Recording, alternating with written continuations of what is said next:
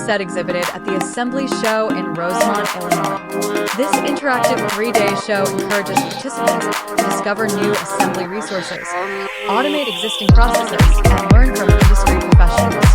Hundreds of remarkable companies will exhibit in 2024, featuring custom automated assembly systems, robotic assembly, adhesives, dispensing, vision systems, and much more.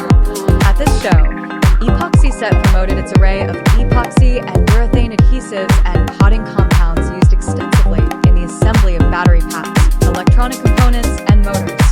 UV-cure adhesives and encapsulants were also prominently promoted for fast and reliable adhesion. We enjoy providing solutions to the people we meet here.